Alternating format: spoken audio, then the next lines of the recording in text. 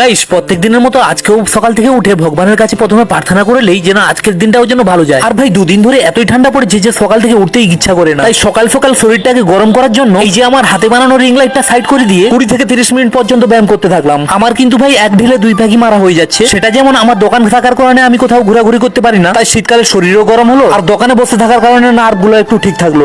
এরপর আমি ব্রাশে Colgate tollgate নিয়ে ব্রাশ করে নেই, তারপর জল আর চা পাতি দিয়ে কনভার্ট করে লাল চা বানিয়ে চুমুক দিতে থাকি। কোনো সময় কাজ না থাকায় খালি পকেটে টাইম পাস করার জন্য 2-3 মাস পর একবার করে কাগজগুলো বার করে দেখি এইসব পড়াশোনা করে যা সব পয়সা আমার বেকার গেছে, আমি যদি পয়সাগুলো বিজনেসের কাজে লাগাতাম তাহলে বিজনেসটা আমার আপে যেত। এইসব প্রাইভেট সেন্টার থেকে পড়াশোনা করে কোনো কিছুই লাভ হয়নি। তারপর কাগজগুলো এদিকে সেদিকে নাড়াচড়া করার পর দেখলাম মায়ের একটা চেন বার হলো। এই চেনটা আমার কাছে আছে, যেটা আমার মায়ের। চেন আর কাগজপত্রগুলো বাক্সের মধ্যে ভালোভাবে রেখে দিয়ে কিছু পয়সা নিয়ে দোকানের পিছনের দরজাটা লাগিয়ে দিয়ে আমি সাইকেলটা নিয়ে বেরিয়ে যেতেছিলাম, তখনই দেখলাম ব্যাগের হাতলটা ছিঁড়ে গেল। ভাই আমি জানি না কেন আমার কোনো সময় না কোনো সময় কোনো কিছু ক্ষতি হতেই থাকে, তাই সেলাই মেশিনে সেলাই করতে হলো।